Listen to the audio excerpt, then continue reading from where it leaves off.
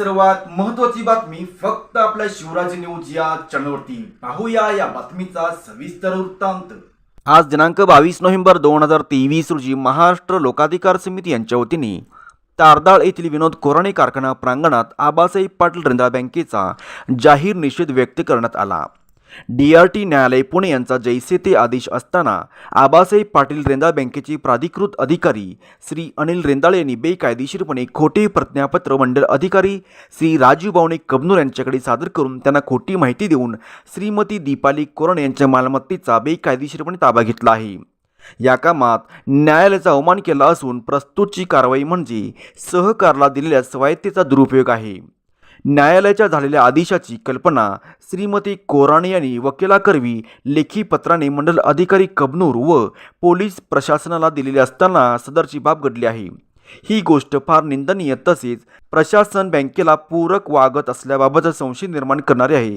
अशा गोष्टी घडत राहिल्यास सर्वसामान्य जनतेचा न्यायालयावरचा विश्वास उडू शकतो अशी परिस्थिती निर्माण झाली आहे। यासारखे गैरप्रकार यानंतर शहरामध्ये खपून घेतले जाणार नाहीत याची नोंद सर्व वित्तीय संस्थांनी घ्यावी असा इशारा यावेळी संघटनेच्या वतीने देण्यात आला। लक्ष देणं आवश्यक आहे की त्याला खत पाणी घालण्याचं काम तर आपण करत नाही ना, असं स्वतः आत्मपरीक्षण करण्याची आवश्यकता या पोलीस प्रशासनाला गरज आहे असं आज मी नम्रपणाने नमूद करतो। 353 कायद्याचा धाक दाखवला जातो। मला सकाळी एक पत्रकार सांगत होते, असेच एका ठिकाणी गेलेले असताना त्यांनी फक्त विचारला आदेश काय आहे, तर पोलिसांच्या अगोदर बँक प्रशासकीय अधिकारी सांगतायत तुझ्यावर 353 दाखल करू। अरे काय 353 तुमच्या बापाच्या घरची प्रॉपर्टी आहे का? माझा स्पष्टपणाने सवाल आहे। 353 सारखे गुन्हे झाले, लोखंडे साहेब वाघमारे साहेबांच्या वरती गुन्हे दाखल झाले। अरे 353 सोडा, सरकारला सुद्धा याची दखल घ्यावी लागली आणि 353 ची हवा काढावी लागली का? तर तुमच्यासारख्या अधिकाऱ्यांनी चुकीचा केलेला 353 चा वापर हेच नमूद करून देतो का 353 बदलावा लागला, त्याचं आत्मपरीक्षण कोण करणार? आजच्या निमित्ताने ह्या सगळ्या गोष्टींचा उलगडा झाला पाहिजे। माझे पत्रकार बंधूंना विनंती आहे की चुकीच्या पद्धतीने केलेल्या वापराचा परिणाम म्हणून 353 रद्द करावा लागला किंवा 353 चे जे काही अधिकार दिलेले होते, अमर्याद अधिकार पोलीस प्रशासनाला दिलेले होते, ते 353 चे अधिकार काढून घेण्याचं काम या सरकारने केलं। मी आपल्या समोर सरकारचं सुद्धा अभिनंदन करतो। बेकायदेशीर अमर्याद वापर आणि त्या वापरामुळे होणारी दहशत, ही दहशत माजवण्याचंच काम निव्वळ आजपर्यंत झालं। त्याचे शिकार आम्ही होतो, पण आम्ही सामोरे गेलो। आम्ही प्रशासनाला सांगितलं, न्यायालयावरती आमचा 100% विश्वास आहे आणि म्हणून कोराण्यांसारखे कर्जदार न्यायालयाचा दरवाजा ठोठवायला जातात। इथे चुकीच्या पद्धतीने आदेश घेतले जातात। सहकार्य किंवा संरक्षण देणारे पोलीस अधिकारी असू देत किंवा काम करणारे मंडल अधिकारी असू देत, यांना सुद्धा यांच्यावरती कंटेम्प्ट ऑफ पिटिशन दाखल करून न्यायालयाचा अवमान केल्याची कारवाई केल्याशिवाय आम्ही गप्प बसणार नाही। प्रॉपर्टीला जे बँकेनं बेकायदेशीर सील केलेलं आहे, खरोखर ते अतिशय निंदनीय गोष्ट आहे। आज विनोद कोराणे यांनी बँकेला, शासनाला, प्रशासनाला तसेच एक प्रत आमच्या संघटनेला तक्रार दिली की बँक माझ्यावर नाहक अन्याय करते, नाहक माझा अत्याचार करते, माझा मानसिक आर्थिक शोषण करते आणि हे थांबवण्यासाठी आम्ही तुमच्या संघटनेला लेखी तक्रार देतोय आणि मला न्याय मिळवून देण्याचं काम तुमच्या संघटनेच्या माध्यमातून झालं पाहिजे। आम्ही लेखी तक्रार आल्यानंतर आम्ही या प्रशासनाला, पोलीस प्रशासनाला, कलेक्टरला आणि तहसीलदारला लेखी तक्रारी दिल्या की अमुक अमुक कोराणे या तारदाळ या ठिकाणी लोकांच्यावर अन्याय होतोय, तर तो अन्याय थांबला पाहिजे। शासनानं मध्यस्थी करून तो विषय संपवला पाहिजे आणि त्यांचा सील काढलं पाहिजे। तशीच प्रत आम्ही पोलीस स्टेशनला दिली आणि प्रशासनाला दिली।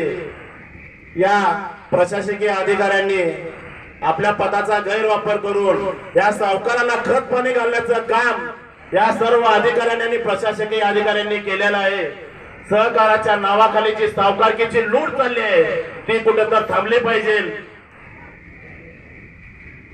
आज या ठिकाणी मी साहेबांना आमंत्रित केलं की साहेब हा लोकांच्यावर खूप मोठा अन्याय होतोय आणि तुमची उपस्थिती खरोखर गरजेची आहे. साहेबांनी सगळे दौरे कॅन्सल केले आणि इचलकरंजी या ठिकाणी, तारदाळ या ठिकाणी साहेबांनी उपस्थिती दिली. त्या साहेबांचे मी मनापासून अभिनंदन आणि धन्यवाद देतो. यावेळी महाराष्ट्र लोकाधिकार समिती महाराष्ट्र कार्याध्यक्ष योगेश वाघमारे तसेच महाराष्ट्र प्रदेश अध्यक्ष ॲडव्होकेट प्रसाद करंदीकर, कोल्हापूर जिल्हा अध्यक्ष नंदकुमार लोखंडे, श्री विनोद कोराणे यांचेसह भागातील सर्व कार्यकर्ते, नागरिक, पत्रकार बंधू, पोलीस प्रशासन मोठ्या संख्येने उपस्थित होते. शिवराज न्यूजला त्यांनी दिलेली ही प्रतिक्रिया.